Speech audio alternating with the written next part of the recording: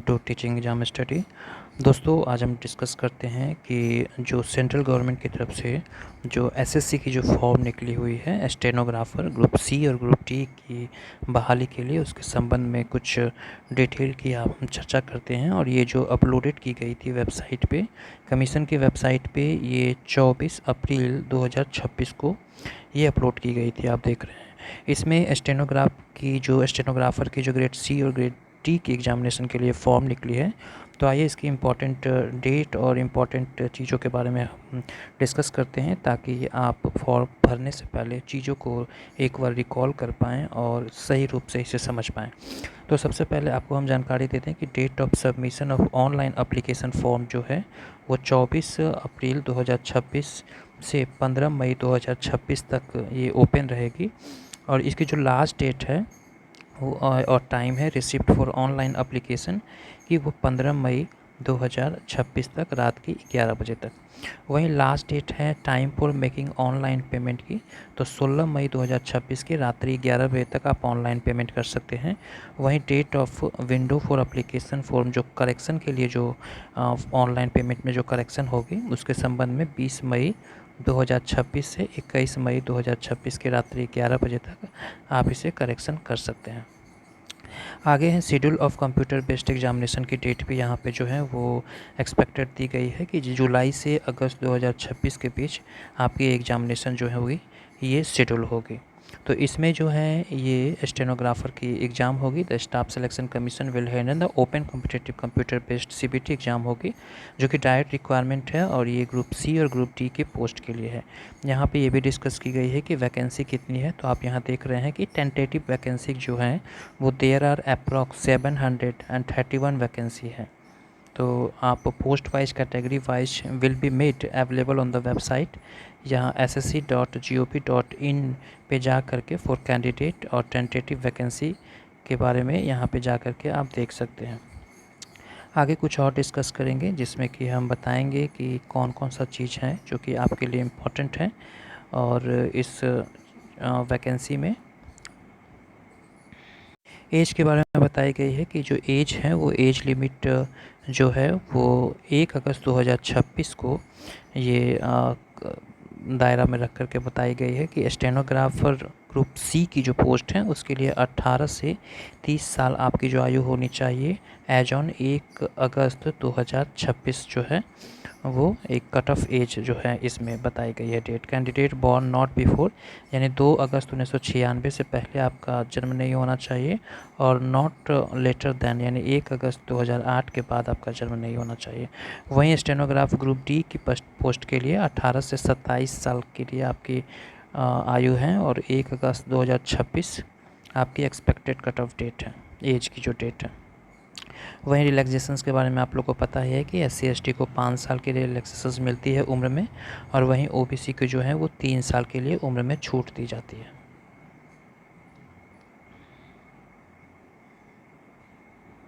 ये एक important date यहाँ पे है जो कि आप इसे गौर करेंगे, क्योंकि लास्ट डेट जो है आपकी जो एग्ज़ाम ये अप्लाई करने की वो 15 मई 2026 की रात्रि 11 बजे तक आप इसे एनी हाउ अप्लाई कर दें, और वेट ना करें लास्ट डेट की, क्योंकि जो सर्वर की जो प्रॉब्लम होने लगती है जिससे कि आप फॉर्म को अप्लाई करने में आपको परेशानी हो सकती है। एक और यहाँ पे चीज़ इम्पॉर्टेंट है कैंडिडेट के लिए कि फ़ी जो है वो 100 रुपये रखी गई है। आप 100 रुपये के फ़ी पेमेंट कर सकते हैं, और यहाँ पे fee can be paid only by online through भीम UPI net banking by using Visa Mastercard और मैस्ट्रो और रुपे डेबिट कार्ड से आप पेमेंट कर सकते हैं। और online fee can be paid by candidate up to 16 मई 2026 की रात्रि 11 बजे तक आप इसे पेमेंट जो है ऑनलाइन फ़ी जो है वो पेड कर सकते हैं।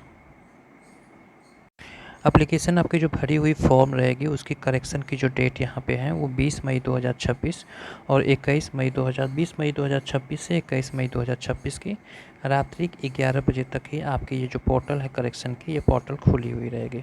तो आप इस डेट को याद रखेंगे।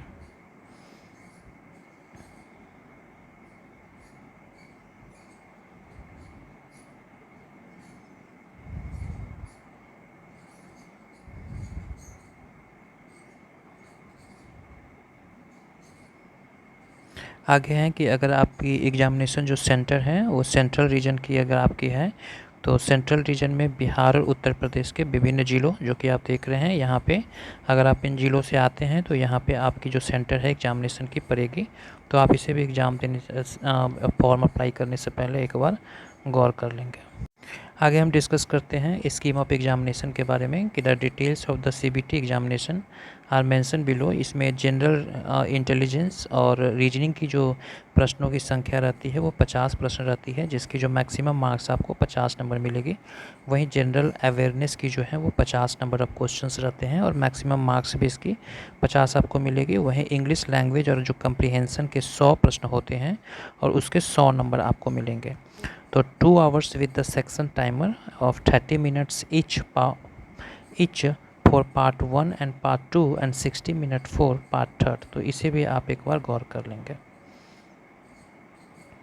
Question paper will be objective type multiple choice only and the question will be set both English और हिंदी दोनों में ये सेट रहती है। एक यहाँ पे इम्पॉर्टेंट चीज़ है जो कि आप याद रखेंगे एग्जामिनेशन के दौरान कि there will be negative marking, यानी कि 0.25 की नेगेटिव मार्किंग है। अगर 4 प्रश्न आप गलत करते हैं तो आपके एक जो है वो सही में से आपके एक प्रश्न को एक अंक को काट लिया जाएगा। For each wrong answer in the computer based examination candidate are therefore advise to keep this mind while answering the questions.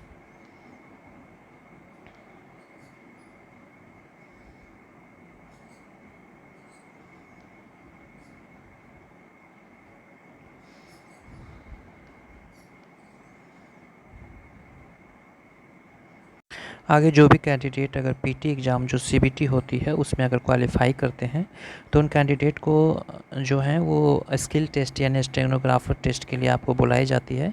The candidate will be given 1 dictations for 10 minutes in English और Hindi as opted by the candidate in the online application form. के time में आपने English या हिंदी जिस विषय में आपने विषय को चुना है उसमें आपको वहाँ पे बताई जानी है, वहाँ पे आपको टेस्ट देनी होगी।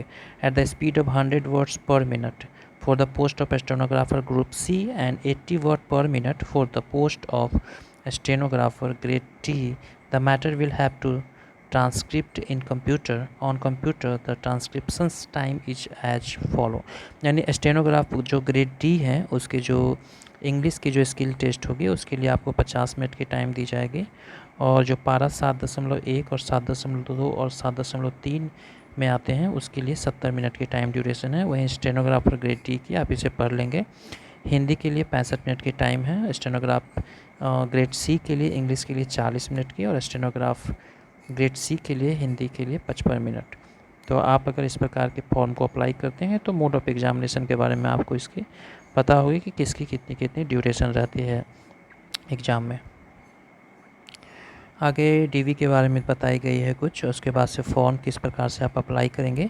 यहाँ पे एक इम्पॉर्टेंट है कि मोड ऑफ सिलेक्शन जो है कि minimum qualification marks in computer based examination are इस प्रकार से होंगे, जिसमें कि यूआर के लिए आपको 30% अंक लानी है। वहीं ओबीसी और ईडब्ल्यूएस के लिए 25% और ऑल अदर कैटेगरी के लिए 20% नंबर जो है वो आपको लानी पड़ेगी। In the online application form, candidate will have to indicate the post for the which they are applying। यानी कि ऑनलाइन एप्लीकेशन में आपको इस चीज़ का जिक्र करना पड़ेगा कि आपने किस पोस्ट के लिए अप्लाई किया है, स्टेनोग्राफ ग्रेड सी के लिए, स्टेनोग्राफ ग्रेड डी के लिए या दोनों के लिए। तो ये आपको उसमें बतानी होगी और based on the marks score the CBT के लिए candidate will have to shortlisted category wise to appear the skill test के लिए आपको बुलाई जाएगी। आगे जैसे आप नोटिफिकेशन को पूरी जो अगर आप खूब पढ़ेंगे तो उसमें वन टाइम रजिस्ट्रेशन की जो प्रोसेस बताई गई है स्टेनोग्राफर ग्रुप ग्रेड सी और डी के लिए, जो कि आपको ये प्रकार के प्रोसेस बताई गई है जिसमें कि आप किस प्रकार से पर्सनल डिटेल को पढ़ेंगे, पासवर्ड को किस प्रकार से क्रिएट करेंगे, एडिशनल डिटेल्स कैसे बनेंगे और डिक्लेरेशंस फॉर्म को कैसे आप अप्लाई करेंगे, सारा कन्फर्मेशन यहाँ पे दी गई है। तो आप एक बार क्या करें कि पूरी पीडीएफ को पढ़ें और जो प्रोसेस होती है कि किस प्रकार से हम आधार कार्ड का सिलेक्शन करते हैं, आधार नंबर देते हैं, उसके बाद से आपका रजिस्टर नंबर में जो है वो ओटीपी आता है, वेरीफाई होता है उसके बाद से अपना नाम, date of birth, father's name, mother's name, उसके बाद से मैट्रिकुलेशन 10th की जो एजुकेशन बोर्ड की जो है उसके बारे में पूछती है। उसके बाद से वेरीफाई करने के लिए दिया जाएगा सारा मैट्रिक की कब आप पास किए हैं, पासिंग ईयर्स और highest level of education qualification, ये सारा कुछ कैंडिडेट की ईमेल आईडी वगैरह उसमें बताई जाएगी लिखने के लिए। तो आप इसे देख लें। पर्सनल डिटेल में ये सारा कुछ आपको अपलोड करना पड़ेगा कि आप डॉक्यूमेंट अपलोड करना है, अपलोड द आधार कार्ड, उसके बाद से DOB यानी डेट ऑफ बर्थ सर्टिफिकेट, उसके बाद से अपलोड द एड्रेस प्रूफ, उसके बाद अपलोड फ़ोटो और अपलोड जेंडर प्रूफ यानी आधार कार्ड, वोटर आईडी कार्ड, ये सब सारा कुछ आप एक बार देख लेंगे। ड्यूरिंग आप फॉर्म के अप्लाई करने के टाइम में ये सारा कुछ आपकी रिक्वायरमेंट होगी, तो एक बार आप पूरा देख लें पॉज करके किस किस चीज़ की रिक्वायरमेंट हो रही है, या PDF को डाउनलोड करके भी आप पढ़ सकते हैं। उसके बाद से किस प्रकार से हमें पासवर्ड बनानी है और पुराना पासवर्ड नया पासवर्ड किस प्रकार से वेरीफाई करना है इसमें बताई गई है। पासवर्ड है वो अल्फ़ा न्यूमेरिक वर्ड में होनी चाहिए और password must not exceed 25 characters, आप एक स्पेशल कैरेक्टर भी रखेंगे। तो इस प्रकार से फॉर्म को आप पूरा पढ़ें और फॉर्म अप्लाई करने से पहले एक बार ज़रूर आप चीज़ों को समझ लें ताकि फॉर्म भरने में आपको परेशानी ना हो पाए।